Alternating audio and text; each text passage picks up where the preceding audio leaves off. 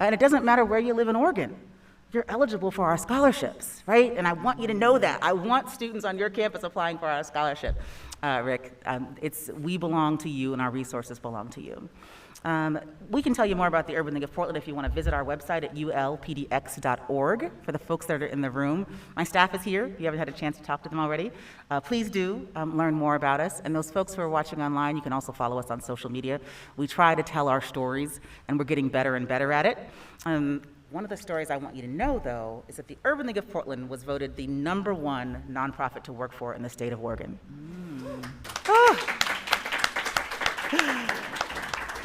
You can't see me smiling under this mask, but I am smiling. To my knowledge, it's certainly the first time for our organization, and I don't know of another Black-led, Black-serving organization, certainly not of our size, that has received this honor, but it's a big deal.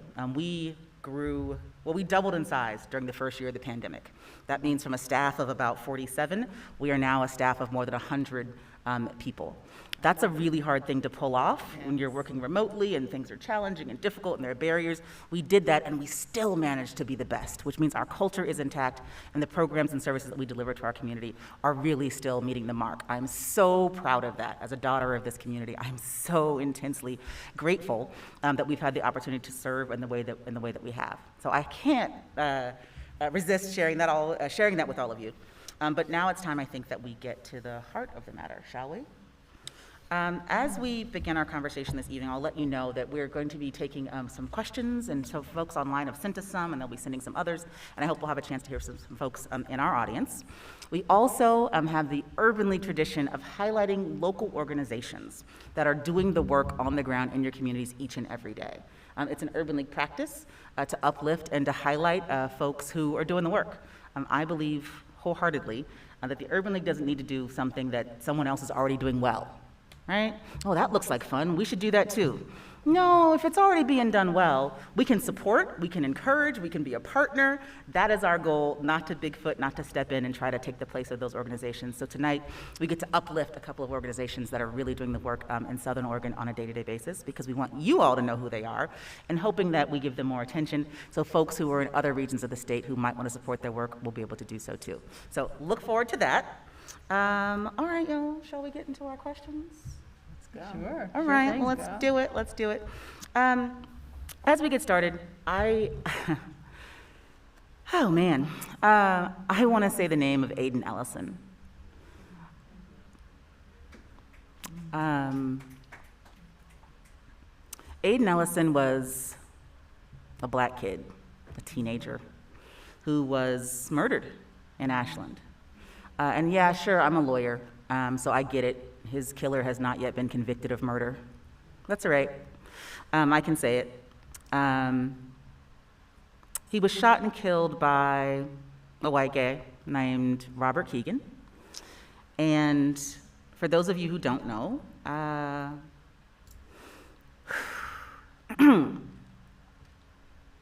Aiden and Robert Keegan were both staying at the Stratford Inn as a result of the Almeda fire.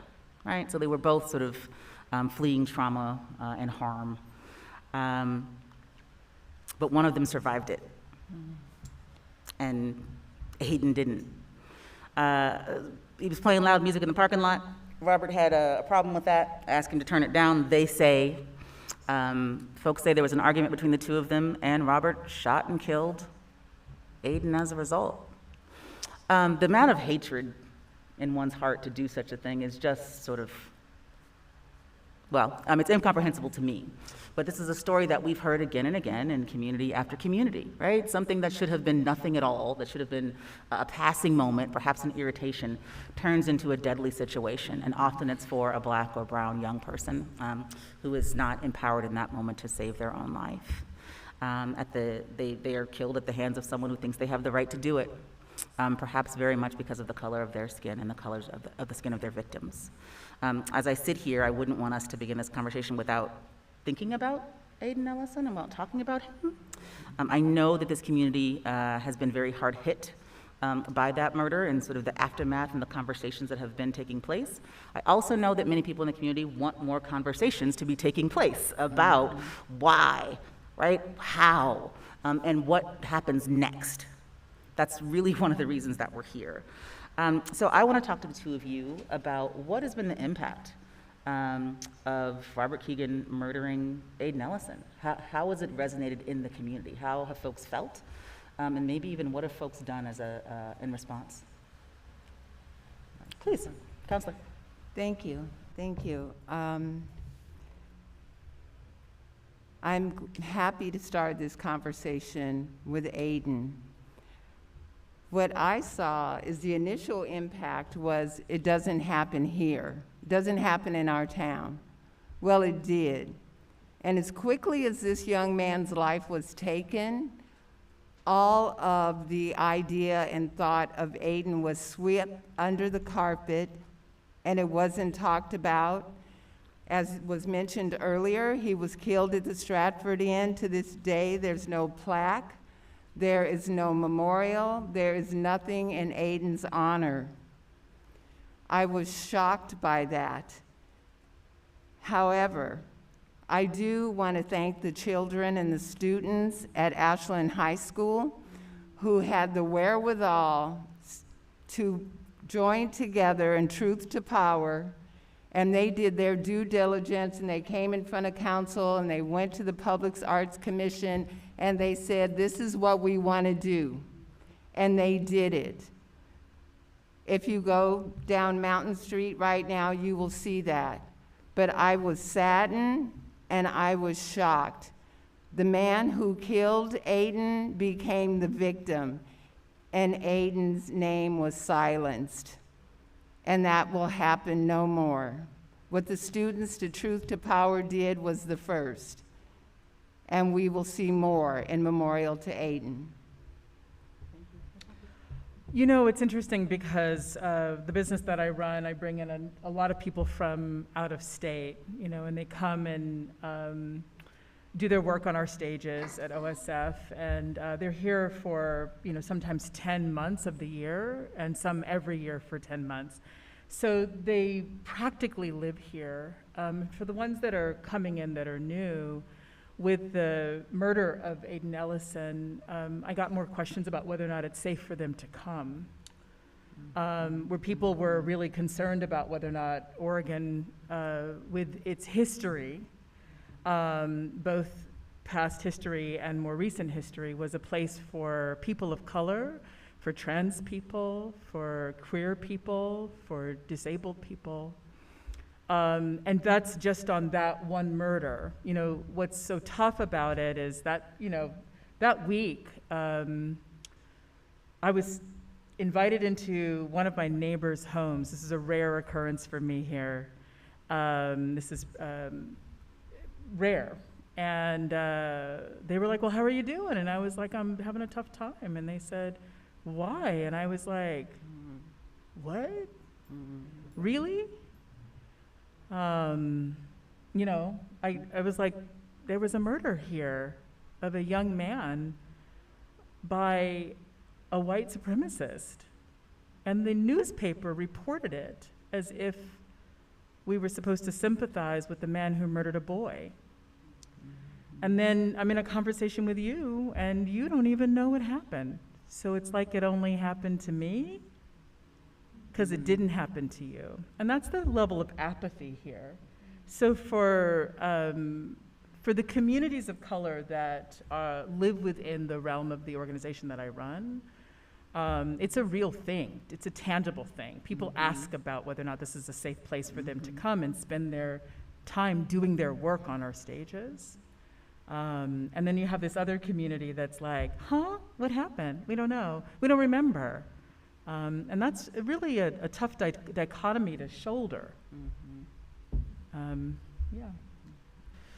You know, for that reason, I say that racism, white supremacy, bias are Chamber of Commerce issues.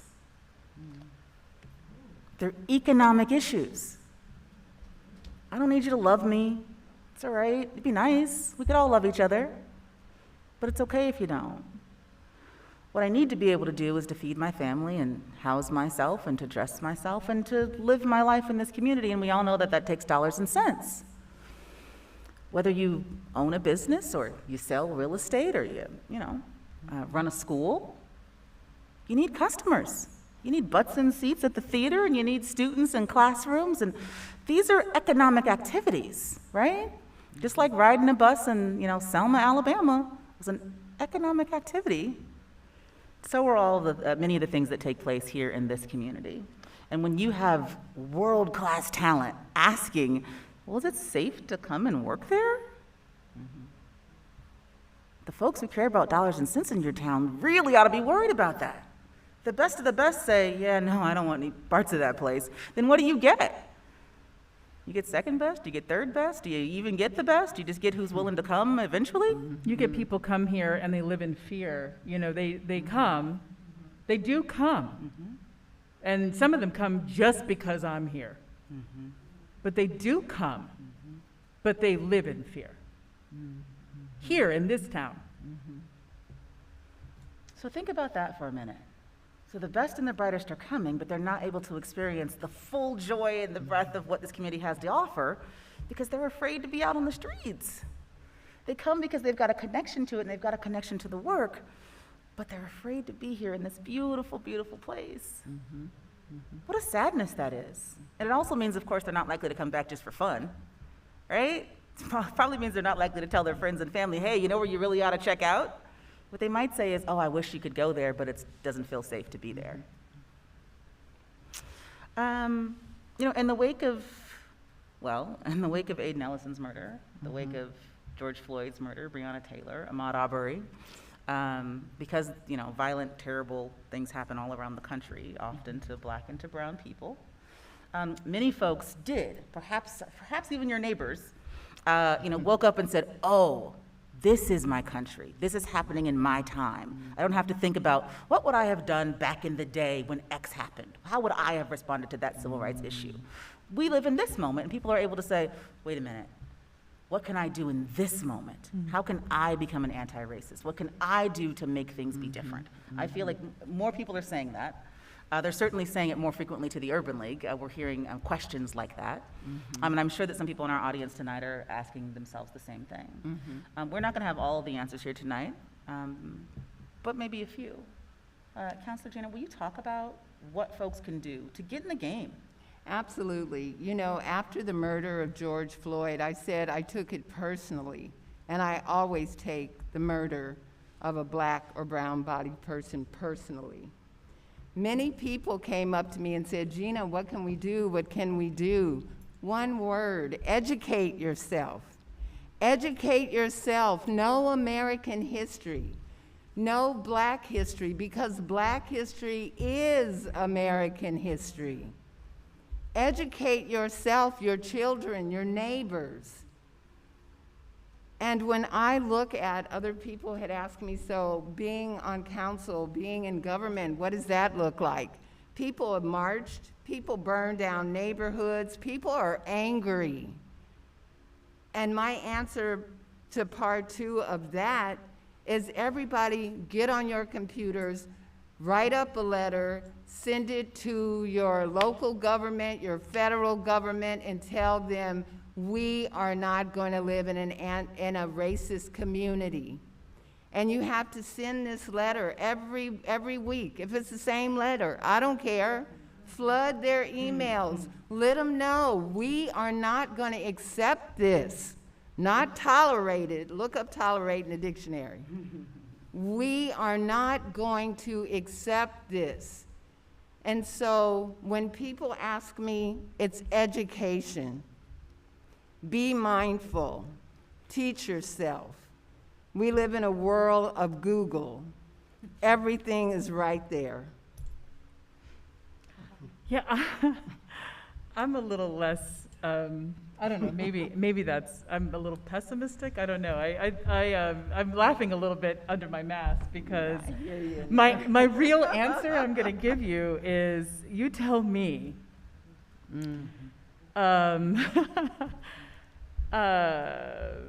This country is as many years old for my ancestors as it is for most of yours.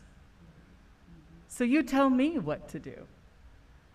I have been asked over and over, what do you do? How do you change it?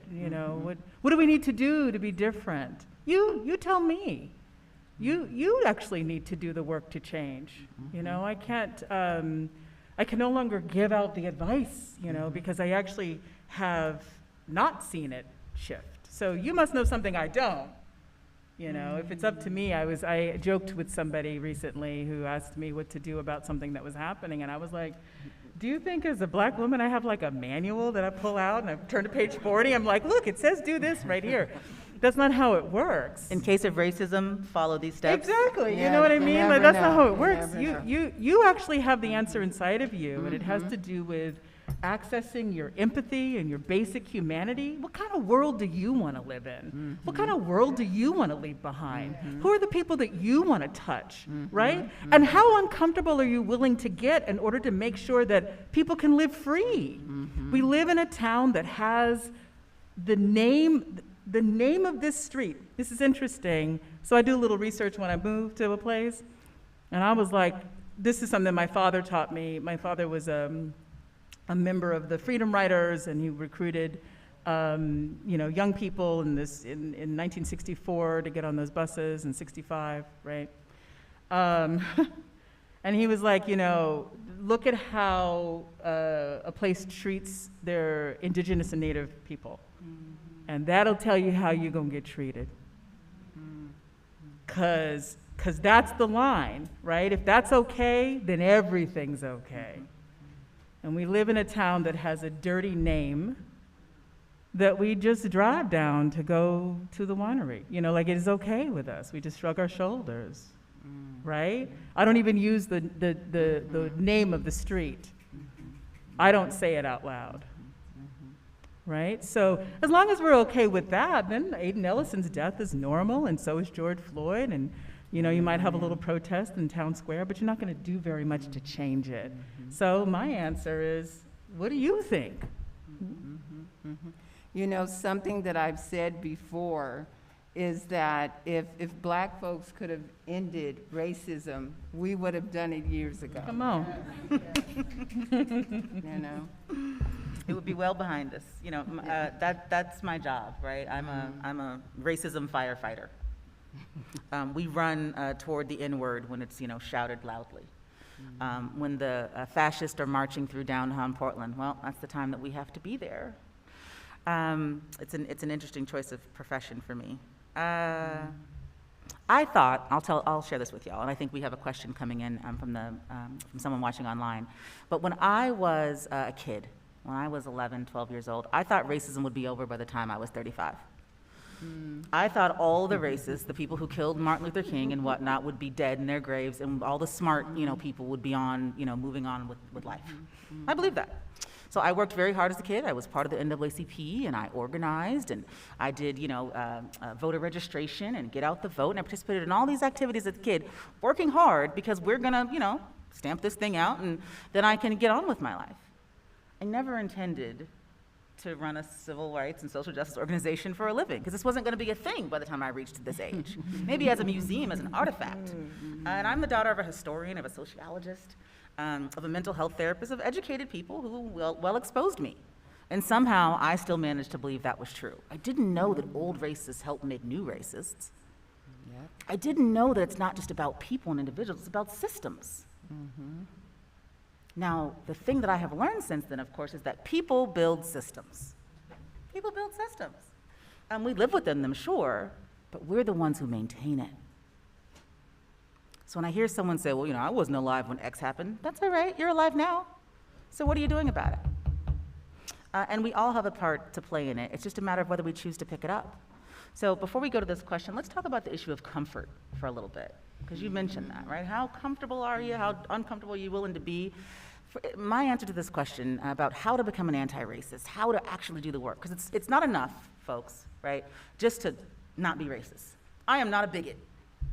That's nice for you. Great. But what are you doing to tear down bigotry? What are you doing to put yourself in a place of actually doing the work to make things be different? Because it's not passive work, it is active work. And that takes some discomfort. You may want to be lean and mean for summertime. Well, you gotta, lift some iron, right? Pump some weights. You may, frankly, want to master some new skills well, you probably better get in a classroom or pick up a book and learn some from folks who know the things that you want to learn. It's not just going to happen passively. It's going to take a little bit of discomfort to get there. Maybe a lot of discomfort. But that's okay too. I'm uncomfortable all the time. When I'm driving in this community, and tonight we'll be out late, I was thinking about, well, I got to make a long drive back. I'm down here often enough. I'm not unfamiliar with Ashland, Medford. I'm not scared of this place.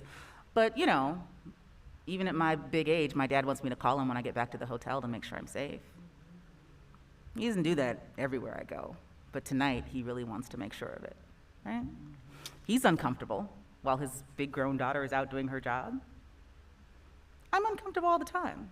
Buying a new house, I was talking to the former speaker, Tina Kotek. I was telling her, and others, about buying a house as a black person, or, you know, a person of color, a queer person, a trans person. I don't get to just say, oh, I like this piece of real estate. I can afford it. It's in a great neighborhood. I love the parks. It's by the grocery store. I'm buying it. I gotta cruise this neighborhood in the morning. I gotta cruise this neighborhood in the evening. I gotta come by on the weekend. I gotta see if I've got a MAGA clown next door, flying the flag and carrying on. I gotta see if someone around the corner is likely to make my life miserable just because of the color of my skin. Not in the abstract, but in reality. Even before I do that, I gotta decide about my realtor. Hey, realtor, think about what my life is actually like on a day-to-day basis. Don't just find me the prettiest, best place. Think about what it's going to be like for me to live here, because that might be very different from someone who looks differently than I do.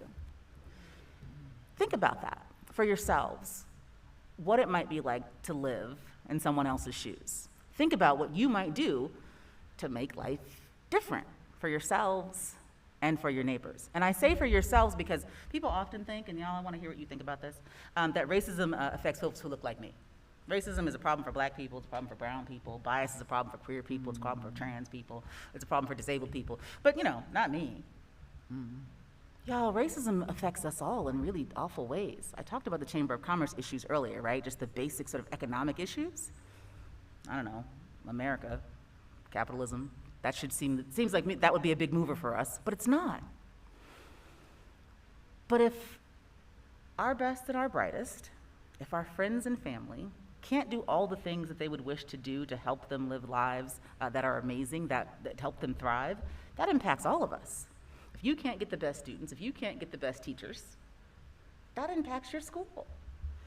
I think it's pretty obvious that even if you don't look like me, you should give a darn about it because your life is less rich. But, you know, tell me what you think, Gina. I couldn't agree with you more.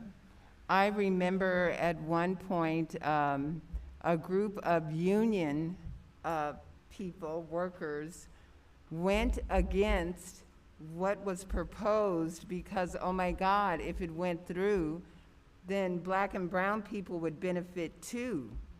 So rather than to move this through so everyone can benefit, we're gonna stop it so that a small minority of people could not benefit. That is so blatant, and that doesn't make sense, so we all lose. And that's not what it's all about. For me, I looked at that and I shook my head and I couldn't believe it. And that was, I think, my first real impact. So everybody loses this opportunity of health insurance, this opportunity for wages and job security? No. And I just shook my head. Where it's not moral, there's no empathy, we don't grow, and all that says to me is hatred and stupidity. Straight up. You know what it makes me think about is, you know, I've been thinking a lot recently about Western expansion, you know, the manifest destiny, this theory about sort of opening up the West and sort of taking over land, which meant the genocide of entire communities and groups of people who had been on this land forever. And then to sort of like create spaces in which, I was talking to a friend recently, so if I think about the Southeast, which I lived for a time, people are like, don't go south, it's, you know, terrible down there. And I was like, living there, like, this is great, you know, because you're living in a place that intended to have you there, right? Not probably in the best way, but there was an intention behind it.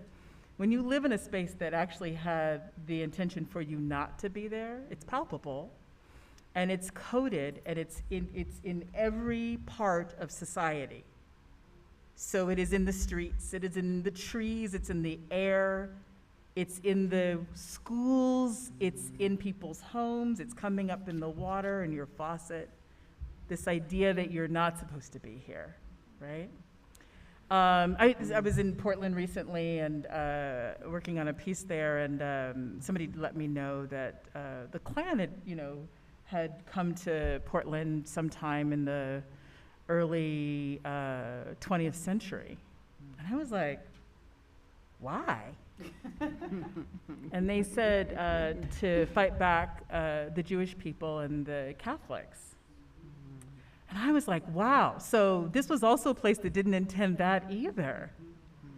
So who was intended to be here is at the center of the way everybody who's not that intended group, it's at the center of what we experience.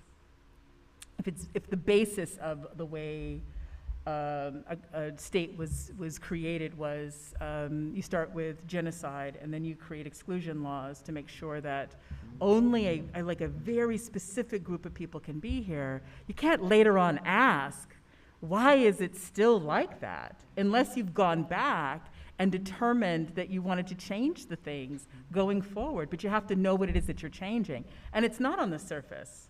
You actually have to change. You have to have an intentionality. You have to be intentional about making sure that not only people can live free here, but that when people come here, they have a free experience here.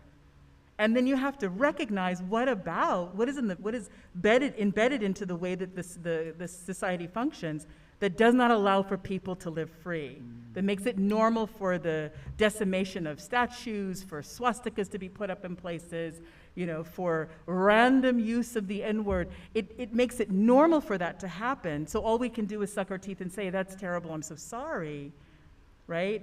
But that's not enough. You actually have to go into the bedrock, and you have to actually heal that wound.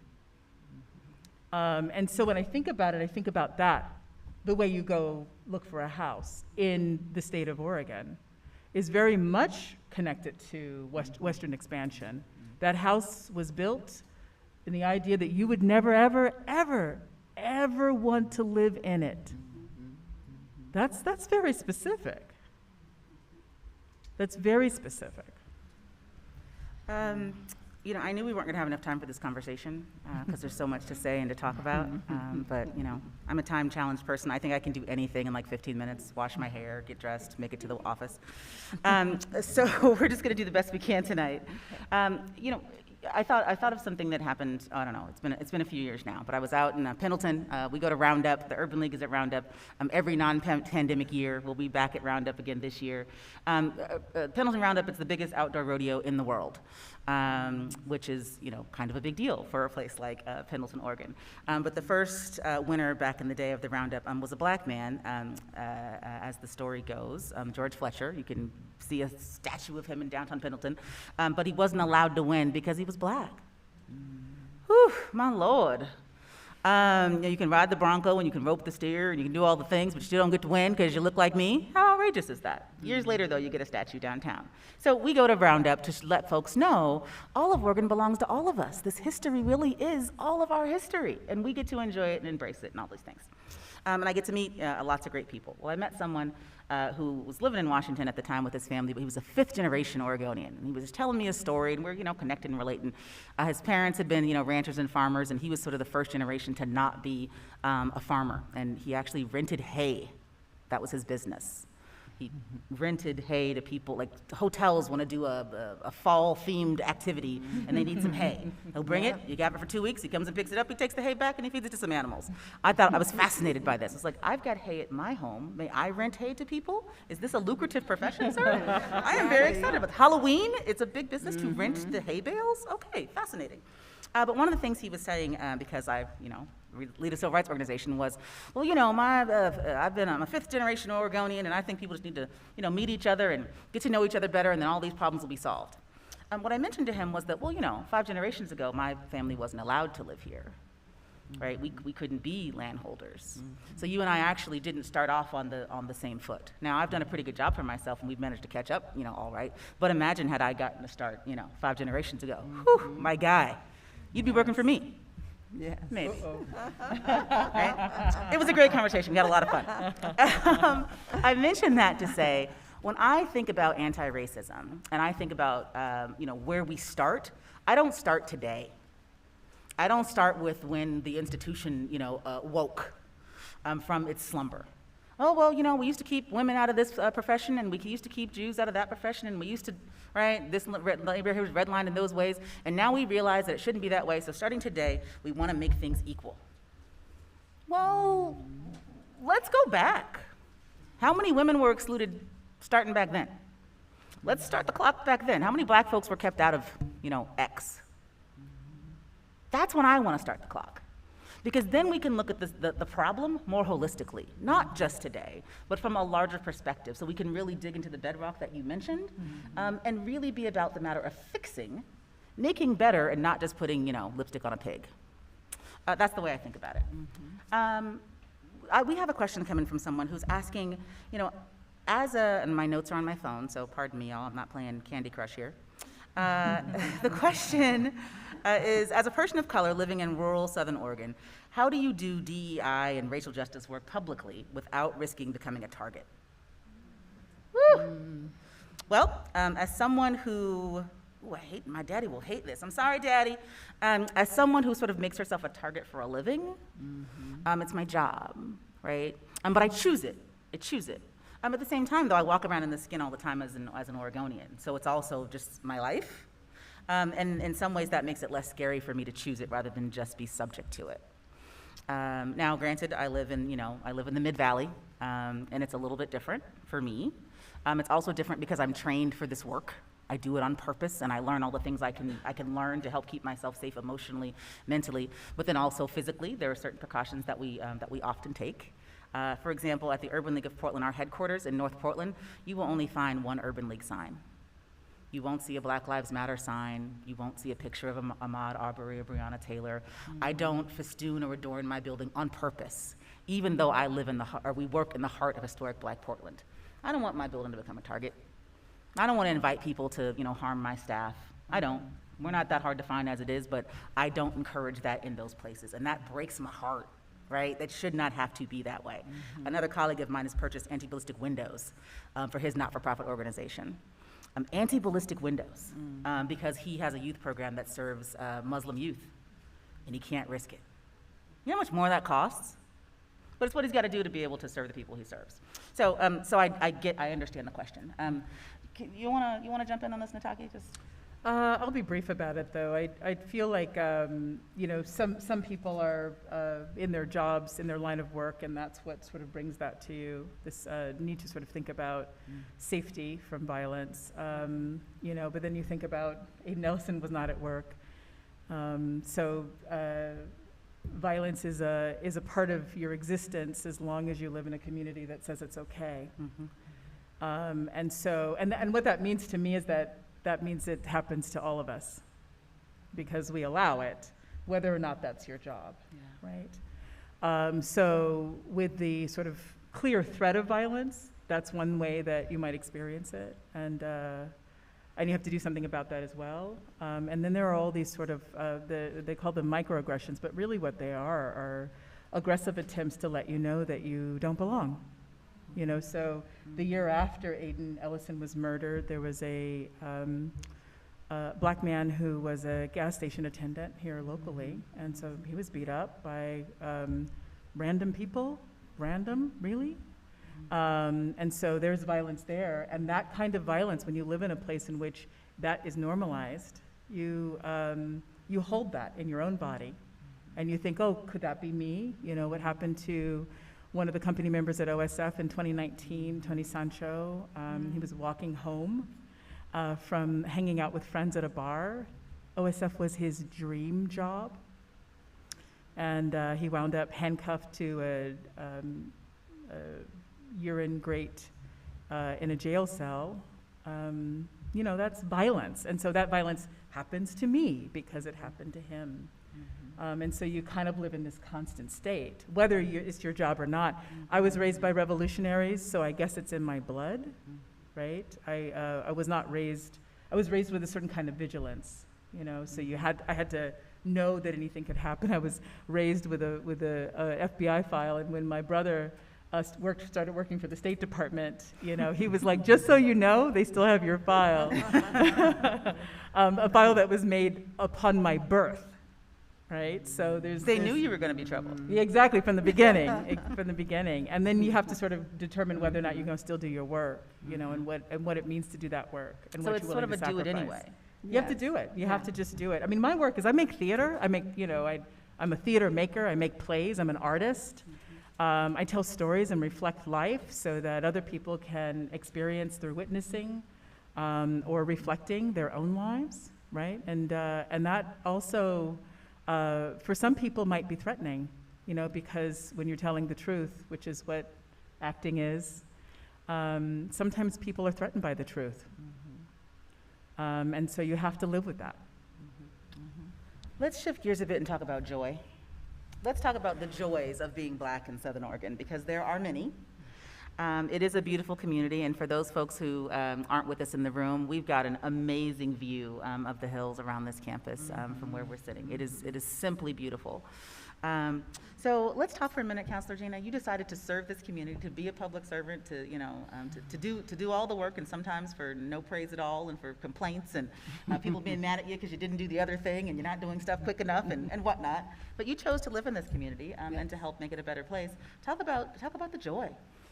I did choose to do this. It's a challenge, and I'm up for the challenge, and I'm grateful I'm here. And when I think about Black joy, when I think about that, the first thing that comes to my mind, I've lived here for almost 16 years, and my grandchildren have come here since they were small. And to be able to look at it through their eyes, through their lens, and to have my grandbaby say, "Grandma, Ashland is a magical place." I was like, wow, yeah, it is. And to be able to see her joy, that gave me great satisfaction. And, now my grandchildren are turning into young adults, blows me away. And they still come to Ashland. And I hope that they always feel like this is a magical place. And as they get older, the lens changes. However, I'm going to hold on to hope, and I want to continue to serve this community. And I hope we can all do it safely.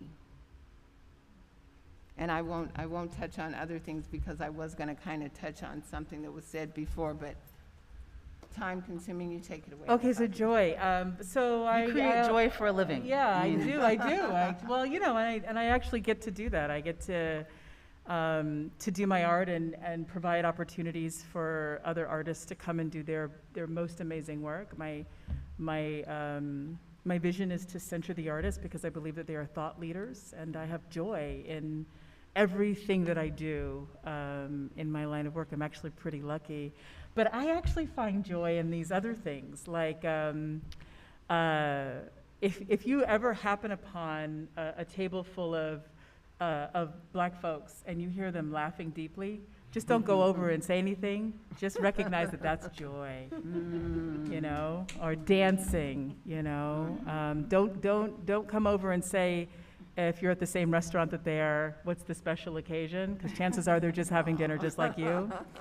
But recognize that they are experiencing joy, So I get to have joy in these sort of basic human moments, when I'm like going to the farmer's market and the honey guy is there, and I'm like, great, because I don't want to have allergies this year, so I'm gonna purchase this honey and bring it home. And now there's a kombucha queen, who's like changing lives with the kombucha, and that brings me joy. Did you know the honey trick before you moved to Oregon? No, I learned that here. Woohoo! Yes. That's right. I learned that here. It is. Yeah. It is. So that's where I find it. I just Yeah. located in these little kind of tiny little frames of possibility, where I can reach my head back and laugh really loud and not have my body be policed, and just sort of live in my full expression. I look for that as often as I can. I appreciate that. Thank you. Y'all, I want to take this time now to amplify the work of local partners. I told you that we would do that. There are two, and there are folks in the room who are going to get a chance to talk about their own work for a minute. Are we doing that way, Jennifer? Am I right? Yes. Okay. Let me get my stuff together. Okay. This afternoon, I had the opportunity to have lunch with some young people from Medford, from Ashland, just from Southern Oregon. They were from different places in your community. And we were really fellowshipping, just having conversations about their experiences as African American youth, but also about the organizations that are here to serve them, not only the Urban League, but BASE. I got to meet Tiffany and Vance Beach, and that was exciting for me. My staff had the chance to talk with them about their work, but this was the first time for me meeting them in person to hear more about the Black Alliance and social empowerment. Southern Oregon organization. It's a big deal because they do on-the-ground, high-touch work to try to make people's lives better in this community. They serve as a home base not only for youth but also for families, for adults who are looking to feel more connected to this community, who come wrapped in a skin like mine. I was blown away by what Tiffany or Vance are doing to help create community, to help really create a foundation for themselves, sure, but also for their neighbors and for kids. Vance, if you would take a minute to tell us about your work and just to say hello, that would be wonderful. Come on over to this side and tell folks how they can help you and support you. I would certainly appreciate it. There should be a button on the very bottom. Hello. There you All go. right.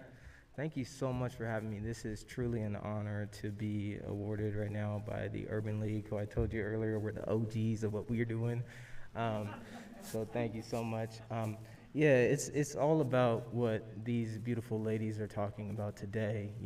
Being in Oregon is being in a place where people that look like us have been excluded in every aspect of community. And so our work is all around how do we assist in building an inclusive community, one that is actually inclusive, where all groups have representation in all areas that make community, whether it's economics, education, socially, or politically, right? Which we have a first city councilor, Gina DeCane, which I'm so proud of, So it's about representation, and we do a lot of work. One of our taglines is actually a thriving community is when it feels good to be home. And we say that because that's exactly what we want to feel like being here. This is such a beautiful environment, but how do we create a place and a space where we have also support, where we feel connected, where we feel important, right? Where we matter. So those are things that are really, really important to us. We do everything from really, truly, authentically connecting with our community. So BASE is a platform for connection, resources, support, and overall the advancement of Black people here. We want to see ourselves be better, do better, and have better here in this community. And so what that looks like for us in terms of our objectives is we have a real authentic connection with community, whether it's cell phone numbers, emails. We're out there in the community, we're talking with people, we're inviting them to things, we're going, and we're really, really trying to hear from the community in really authentic ways. It goes all the way down to representation, cultural events, right? Martin Luther King Day, Malcolm X Day, Juneteenth, Kwanzaa. These are all things that are special within our culture, and they should be represented here in the community. And those are some of the things that we do. We have some special programs, one of which I have to get over to just down the hall is our police liaison program, which is kicking off for the first time. And you've heard it up here already about safety. This is a proactive approach where I have 9 community members who are bravely taking on as oversight community members, I think there's one there, to really help and bridge this gap of institution and community where we feel safer here, right? They talked about Aiden Ellison. Well, how was that handled? That was a whole mess, right? So there's plenty of issues that need to be addressed. Collaboration is huge for us. We know that as a community organization, in order to truly advance community, it takes all a community.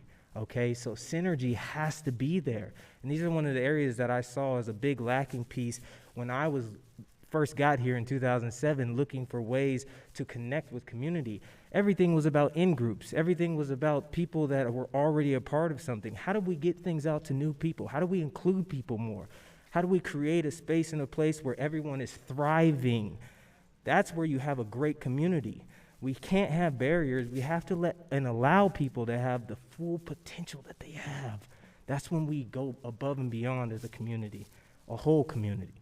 And so this is some of the work we do. You can visit us at baseoregon.org. We are in the midst right now of trying to get our own physical home base, all right? So we've been volunteers for 2 years now. So we're expanding and growing. And we're going to a point now where we're really going to put into gear, and we're looking for supporters, resources, and everything else you can think of to help us out. And so, like I said earlier, it does take all the community to do that. So again, thank you so much for this special occasion. This means the world to me. I'm going to go do some more work.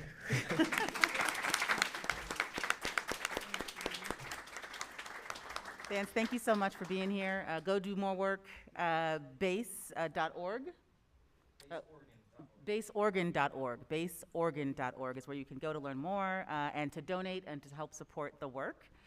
We've got another community partner who I want to bring up. Erica, okay, good. Erica Alexa Ledesma, Executive Director, and Salinas Garcia, Lead Cultural Community Organizer of Coalición Fortaleza. Y'all, we've been talking about white supremacy and the way that it impacts community and the way that it impacts all of us. And I'm really glad that we have a chance to highlight one of our Latinx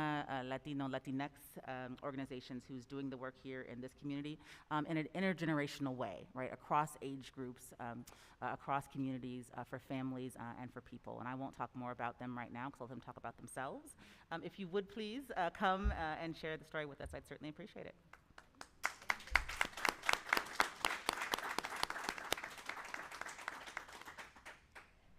Hello, everyone. Hola. Hola. My name is Salinas Garcia. I am the lead cultural community organizer with Coalición Fortaleza. My name is Erika Alexia Ledesma, and I'm the executive director of Coalición Fortaleza. Yeah, so like you heard, we are actually a coalition that was formed in the aftermath of the Almeda fire. As we know, when this fire happened, our Latinx indigenous community was disproportionately affected. 70% of our community lost their home, and they were homeowners. So we have been working towards rebuilding these communities in a way where their voices are heard. Specifically, we've been focusing on 2 housing projects with our partner, Casa of Oregon from Portland. And it's great news that one of our projects we've been working on in reestablishing Talent Mobile Estates, we have officially been able to buy that property, and it's going to be the first resident-owned community here in Southern Oregon. So we're really happy about that. We are also working on a farm worker apartment complex with Casa of Oregon that's going to be built in Medford, and we're super excited about that too, because we know that our community has not recovered. There's a lot of disparity in the recovery that we're seeing currently, and we need all the help that we can. So if you'd like to follow along on our journey on helping rebuild our community, you can follow us at coalicionfortaleza.org. That's our website. Sign up for our newsletter, and there's a lot of work to do, but we're doing it. And I also just wanted to add something. Both Salinas and I were born and raised in this valley. We were both born in Ashland, actually, and we grew up in Talent and Phoenix. And so, like, the community that was impacted really raised us, you know, and we went through the education system here, and we experienced those microaggressions, those macroaggressions, and, like, it really, like, hindered and killed our spirit, you know. So it took so much healing, you know, and to really, like, go to the university to take ethnic studies and learn all this bullshit, you know, and to really, like, come out of it being like, okay, I wasn't the issue, you know. It was like these systems that were really impacting us, and to really gain the language to be able to advocate for ourselves. So that was like a healing journey that we had to do to really step into our own power and agency, and to say that this is a movement, Coalición Fortaleza is a movement that started by women of color from this community. You know, we have the vision, the knowledge that we need in order to restore our communities and ensure that they can thrive. And this vision with the resident-owned community, it didn't come from us. It came from sitting with 70 of our community members who said, what if we put our money together and buy land and restore our neighborhoods and our social networks that has allowed us to thrive? And so, you know, this movement really came from the vision of our elders, and so we're here leading it. And so if you'd love to support us, follow us on our social media, at coalicionfortaleza.org, and we have Instagram and Facebook, and follow us on this journey. Thank you. Thank you. You see why we like to highlight local partners? My goodness. We're going to post on Urban League social media. We've already done it, but we're going to do it again. So the contact info for these organizations. So reach out at ULPDX. That's us on Instagram. We're the Urban League of Portland on Facebook. If you missed anything about how to connect with BASE or Coalición Fortaleza, you can find it on the Urban League's channels.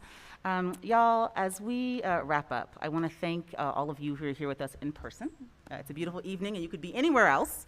I want to thank those folks who are watching online right now, and those folks who are tuning in later. One of the great things about being able to have these conversations in the sort of this format that's both in person and virtual is that people can watch whenever they're available.